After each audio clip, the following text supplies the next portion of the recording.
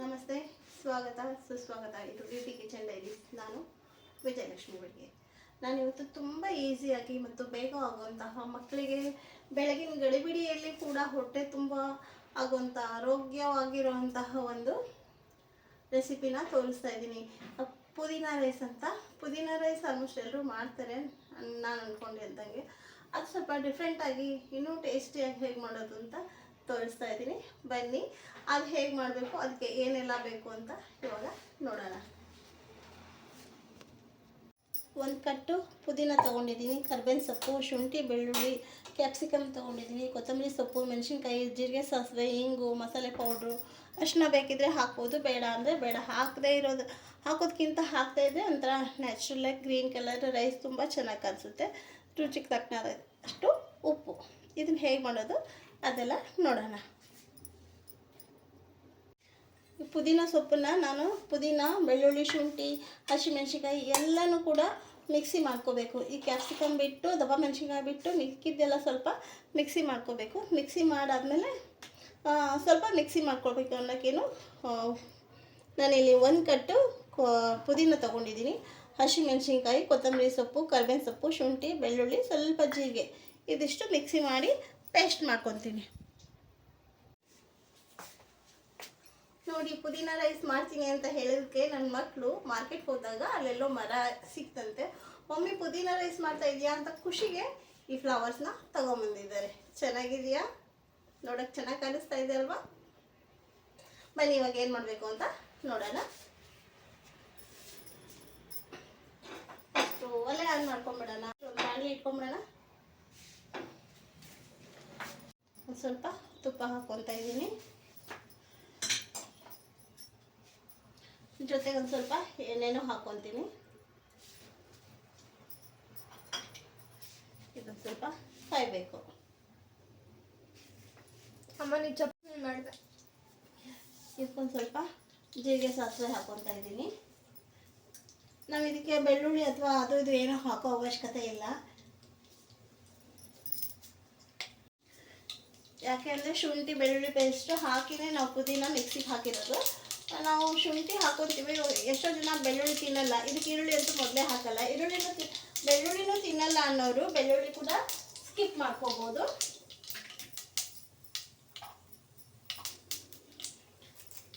ಒಂದು ಕಡ್ಡಿ ಕರ್ಬೇವಿನ ಸೊಪ್ಪು.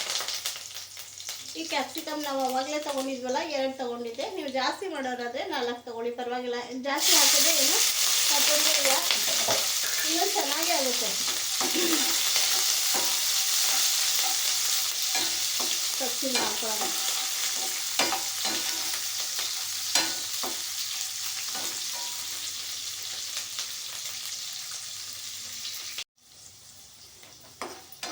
ಇದು ಸ್ವಲ್ಪ ಆದಷ್ಟು ಚೆನ್ನಾಗಿ ರೋಸ್ಟ್ ಆಗಬೇಕಿದು. ಬರೀ ತುಪ್ಪಲ್ಲಿ ಮಾಡಿದ್ರೂ ಚೆನ್ನಾಗಾಗುತ್ತೆ, ಬರೀ ಎಣ್ಣೆಯಲ್ಲಿ ಮಾಡಿದ್ರೂ ಕೂಡ ಚೆನ್ನಾಗಾಗುತ್ತೆ. ನಾನು 2 ಸ್ವಲ್ಪ ಹಾಕ್ಕೊಂಡಿದ್ದೀನಿ. ಇದಷ್ಟು ಸ್ವಲ್ಪ ಬೇಯಿ ಬಿಡಬೇಕಿದು.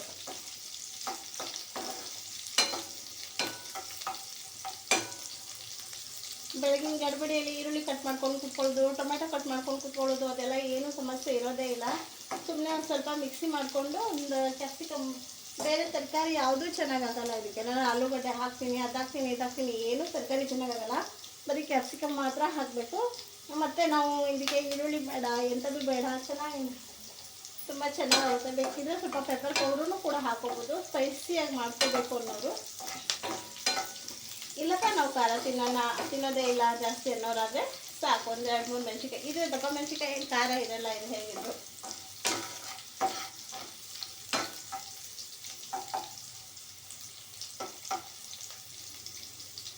ಅರಿಶಿನ ಪುಡಿ ಹಾಕೋದು ಬೇಡ. ಬೇಕಿದ್ರೆ ಮಸಾಲೆ ಪುಡಿ ಒಂದು ಸ್ವಲ್ಪ ಹಾಕ್ಕೋಬೋದು, ಬೇಡ ಅಂದರೆ ಅದು ಕೂಡ ಸ್ಕಿಪ್ ಮಾಡ್ಬೋದು.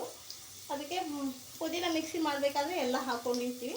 ಒಂದು ಸ್ವಲ್ಪ ಅವಾಗಲೇ ನಾವು ಬೇಕಿದ್ರೆ ಹುಣಸೆಹಣ್ಣು ಕೂಡ ಅದರಲ್ಲೇ ಹಾಕಿ ಮಿಕ್ಸಿ ಮಾಡ್ಕೋಬೋದು. ಅದು ಬೇಡ ಅಂದರೆ ಲಿಂಬೆಹಣ್ಣು, ಇವಾಗ ಪುದೀನ ಮಿಕ್ಸಿಗೆ ಹಾಕ್ಕೊಂಡಿದ್ದೀವಲ್ಲ ಆ ಟೈಮಲ್ಲಿ ಇದಕ್ಕೆ ಸ್ವಲ್ಪ ಲಿಂಬೆಹಣ್ಣು ಹಿಂಡ್ಬಿಟ್ರೆ, ಲಿಂಬೆಹಣ್ಣು ರಸ ಹಾಕ್ಕೊಂಡ್ರೆ ಅಷ್ಟೇ ಸಾಕು. ನೋಡಿ, ಪುದೀನನ ಮಿಕ್ಸಿ ಮಾಡ್ಕೊಂಡು ಇದು ಒಂದು ವಾರ ಬೇಕಿದ್ರೆ ಇಟ್ಕೋಬೋದು. ಒಂದು ಚೂರು ಹುಳಿ ಜಾಸ್ತಿ ಹಾಕ್ಬಿಟ್ಟು ಒಂದು ವಾರ ಇಟ್ಕೋಬೋದು. ಕಡಲೆಬೇಳೆ, ಉದ್ದಿನಬೇಳೆ, ಬಟಾಣಿ ಅಥವಾ ಕಡಲೆ ಬೀಜ ಇದು ಯಾವುದು ಹಾಕೋದು ಚೆನ್ನಾಗಾಗಲ್ಲ, ಇದಕ್ಕೆ ಅಷ್ಟು ಸೂಟ್ ಆಗಲ್ಲ ಇದಕ್ಕೆ. ಅದೆಲ್ಲ ಇದು ಕಾಂಬಿನೇಷನ್ ಆಗಲ್ಲ. ಬೇಕಿದ್ರೆ ಗೋಡಂಬಿ ಹಾಕ್ಕೋಬೋದು. ಬೇಕಿದ್ರೆ ದ್ರಾಕ್ಷಿ, ಬಾದಾಮ್ ಅದು ಕೂಡ ಚೆನ್ನಾಗಾಗಲ್ಲ. ಬೇಕಿದ್ರೆ ಗೋಡಂಬಿ ಮಾತ್ರ ಸ್ವಲ್ಪ ನಿಮ್ಗೆ ಎಷ್ಟು ಬೇಕೋ ಅಷ್ಟು ಗೋಡಂಬಿ ಹಾಕ್ಕೋಬೋದು. ಅದು ಬಿಟ್ಟರೆ ಇಷ್ಟೇ ಸಾಕು.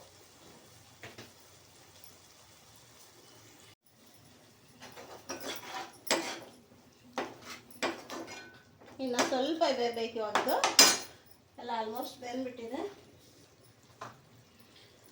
ಒಂದು ಸ್ವಲ್ಪ ಮಸಾಲೆ ಪೌಡ್ರ್ ಹಾಕ್ಕೊಳ್ಳೋಣ. ತುಂಬ ಸ್ಟ್ರಾಂಗ್ ಆಗಿರೋ ಮಸಾಲೆ ಪುಡಿ ಹಾಕೊಳ್ಳೋದು ಬೇಡ. ಮಸಾಲೆ ಸ್ಮೆಲ್ ಬರುತ್ತೆ, ಪುದೀನ ಸ್ಮೆಲ್ ಹೋಗಿ ಮಸಾಲೆ ಸ್ಮೆಲ್ ಬರುತ್ತೆ. ಹಾಗಾಗಿ ಲೈಟಾಗಿ ಮಸಾಲೆ ಇರಬೇಕು. ಇಲ್ಲಾಂದರೆ ಒಂದು ಸ್ವಲ್ಪ ಹಾಕ್ಕೋಬೇಕು. ನನಗೆ ಇದು ಜಾಸ್ತಿ ಮಸಾಲೆ ಇಲ್ಲ, ಅದಕ್ಕೋಸ್ಕರ ನಾನು ಜಾಸ್ತಿ ಹಾಕಿದ್ದೀನಿ. ರುಚಿಗೆ ತಕ್ಕನಾದಷ್ಟು ಉಪ್ಪು. ಇದಕ್ಕೆ ಅರಿಶಿನ ಪೌಡರ್ ಹಾಕದೇ ಇದ್ರೇ ಚೆನ್ನಾಗಾಗುತ್ತೆ. ಇಲ್ಲಾಂದರೆ ಅದು ಒಂಥರ ಕಲರ್ ಬಂದು ಮಾಮೂಲು ಚಿತ್ರಾನ್ನ ಅದು ಇದು ಥರ ಕಾಣಿಸುತ್ತೆ. ಇದು ಹೀಗೆ ಇರಲಿ ನ್ಯಾಚುರಲ್ ಆಗಿ. ಇದಕ್ಕೇನು ಅರಿಶಿನ ಪೌಡರ್ ಹಾಕೋದು ಬೇಡ.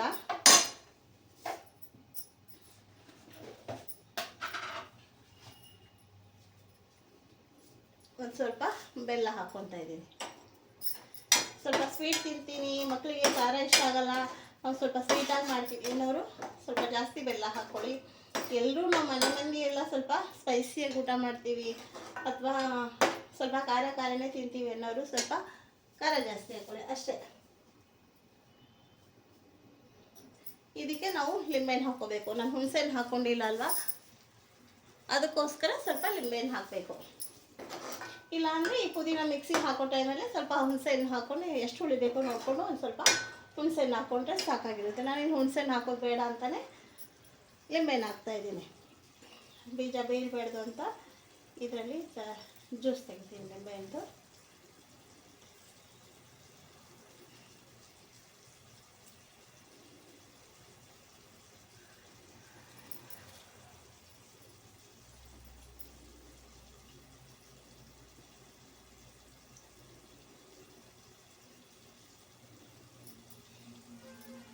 ಜಾಸ್ತಿ ಹುಳಿಬೇಕು ಅಂದ್ಕೊಂಡ್ರೆ ಒಂದು 2 ಲಿಂಬೆಹಣ್ಣು ಹಾಕ್ಕೊಳ್ಳಿ. ಲಿಂಬೆಹಣ್ಣು ಹಾಕಿದ್ಮೇಲೆ ಜಾಸ್ತಿ ಹೊತ್ತು ಕುದಿಸೋದು ಬೇಡ.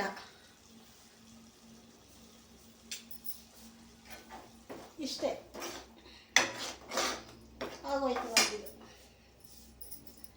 ಲಿಂಬೆಹಣ್ಣು ಹಾಕಿದ್ಮೇಲೆ ಜಾಸ್ತಿ ಬೇಯಿಸ್ಕೋಬೇಕು. ನಾವು ಇಷ್ಟೆಲ್ಲ ರೆಡಿ ಮಾಡೋದಕ್ಕಿಂತ ಫಸ್ಟು ಮುಖ್ಯವಾಗಿ ಮೊದಲೇ ಅನ್ನ ಮಾಡಿ ಸ್ವಲ್ಪ ಆರಕ್ಕಿಟ್ಟು ಅನ್ನ ಈ ಕಡೆ ರೆಡಿ ಇರಬೇಕು. ಆಮೇಲೆ ನಾವು ಇದನ್ನು ಮಾಡ್ಕೋಬೇಕು. ಬಿಸಿ ಬಿಸಿ ಅನ್ನಕ್ಕೆ ಕಲಿಸ್ಬಿಟ್ರೆ ಒಂಥರ ಮೆತ್ತಗಾಗ್ಬಿಡುತ್ತೆ. ಅಂದರೆ ಫುಲ್ ತಣ್ಣಗೆ ಮಾಡ್ಕೋಬೇಕು ಅಂತ ಏನಿಲ್ಲ, ಸ್ವಲ್ಪ ಬಿಸಿ ಇದ್ದಾಗ ಸಾಕು. ಅನ್ನನ ನಾವು ಆಗಲೇ ಮಾಡಿ ಇಟ್ಕೊಂಡ್ಬಿಟ್ಟಿದ್ದೀನಿ. ಎಷ್ಟು ಬೇಕೋ ನೋಡಿಕೊಂಡು ಈ ಥರ ಗೊಜ್ಜನ್ನ ನಾವು ಮಾಡಿ ಇಟ್ಕೊಂಡ್ರೆ ಒಂದು 4-5 ದಿನ, ಸ್ವಲ್ಪ ಹುಳಿ ಜಾಸ್ತಿ ಆದರೆ ಒಂದು ವಾರ ಕೂಡ ಇಟ್ಕೊಂಡು ನಾವು ಯಾವಾಗ ಬೇಕೋ ಆವಾಗ ಇದನ್ನ ಒಂದು ಬಾಕ್ಸಲ್ಲಿ ಆರಿಸಿ ಎಲ್ಲ ಕ್ಲೀನಾಗಿ ಆರಿಸಿ ಬಾಕ್ಸ್ ಹಾಕಿ ಇಟ್ಕೊಂಡ್ಬಿಟ್ರೆ ನಾವು ಯಾವಾಗ ಎಷ್ಟು ಅನ್ನಕ್ಕೆ ಬೇಕೋ ಅಷ್ಟು ನೋಡಿಕೊಂಡು ಕಲಿಸ್ಕೋಬೋದು. ಇವಾಗ ಬನ್ನಿ ನಾನು ಅನ್ನ ಮಿಕ್ಸ್ ಮಾಡ್ತೀನಿ.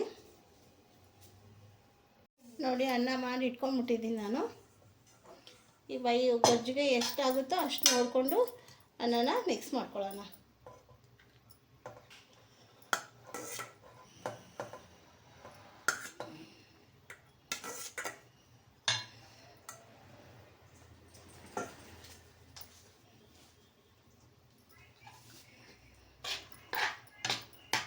ಅರಿಶಿನ ಪೌಡ್ರ್ ಹಾಕಿದ್ರೆ ಚೆನ್ನಾಗಾಗಲ್ಲ, ಮಾಮೂಲು ಚಿತ್ರಾನ್ನ ಅದು ಇದು ಥರ ಕಾಣಿಸುತ್ತೆ. ಇದು ಮಾತ್ರ ಗ್ರೀನ್ ಕಲರಾಗಿ ಚೆನ್ನಾಗಿರುತ್ತೆ. ಹಾಗಾಗಿ ನಾನು ಅರಿಶಿನ ಪೌಡ್ರ್ ಹಾಕ್ಕೊಳ್ಳೋದು ಬೇಡ ಅಂತ ಹೇಳಿದೆ.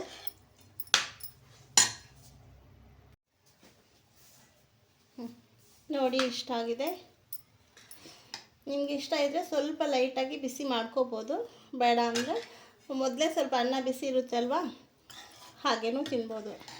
ಈ ಥರ ಕಲರ್ ಗ್ರೀನ್ ಕಲರ್ ನ್ಯಾಚುರಲ್ ಆಗಿ ಬರುತ್ತೆ. ತುಂಬ ಟೇಸ್ಟಿಯಾಗಿ ಚೆನ್ನಾಗಾಗುತ್ತೆ.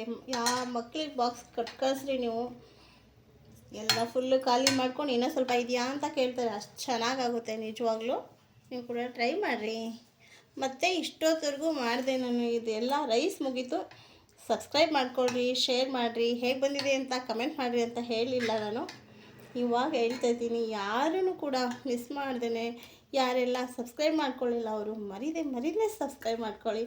ಬನ್ನಿ ಇವಾಗ ಇದನ್ನ ಸರ್ವ್ ಮಾಡೋಣ. ತಗೊಳ್ಳಿ ಹೇಗಾಗಿದೆ ಅಂತ ಟೇಸ್ಟ್ ಮಾಡಿ. ಕಾಯಿ ಚಟ್ನಿ ಅಥವಾ ಮೊಸರು ಬರುತ್ತಲ್ವ, ಮೊಸರುಗಾಯಿ ಅಂತ ಹೇಳ್ತೀವಿ, ಮೊಸರು ಕಾಯಿ ಚಟ್ನಿ ಯಾವುದ್ರ ಜೊತೆಗಾದರೂ ತಿನ್ಬೋದು. ಯಾವುದಿಲ್ಲ ಹೀಗೆ ತಿಂತೀವಿ ಅಂದ್ರೂ ಸಕ್ಕತ್ತಾಗಿರುತ್ತೆ, ಸೂಪರಾಗಿರುತ್ತೆ. ಮಾಡೋದು ತುಂಬ ಈಸಿ. ನೋಡಿದ್ರಲ್ಲ ಎಷ್ಟು ಈಸಿ ಆಯಿತು ಅಂತ. ಹಾಗಾಗಿ ತುಂಬ ಈಸಿ ಮತ್ತು ಟೇಸ್ಟಿ, ಮಕ್ಕಳಿಗೆ ಎಲ್ರಿಗೂ ಇಷ್ಟ ಆಗೋ ಥರ ಒಂದು ರೆಸಿಪಿ ಇದು ಪುದೀನ ರೈಸ್ ಅಂತ, ಕ್ಯಾಪ್ಸಿಕಮ್ ಪುದೀನ ರೈಸ್. ಹಾಗಾಗಿ ನೀವು ಕೂಡ ಮಾಡಿ, ಮರಿದೇನೆ ಲೈಕ್ ಮಾಡಿ, ಶೇರ್ ಮಾಡಿ, ಕಮೆಂಟ್ ಮಾಡಿ, ಮರಿದೇನೆ ಸಬ್ಸ್ಕ್ರೈಬ್ ಮಾಡ್ಕೊಳ್ಳಿ ಅಂತ ಹೇಳೋದಕ್ಕೆ ನಾನು ಮರೆಯೋದಿಲ್ಲ. ನೀವು ಮರಿದೇನೆ ಸಬ್ಸ್ಕ್ರೈಬ್ ಮಾಡ್ಕೊಳ್ಳಿ.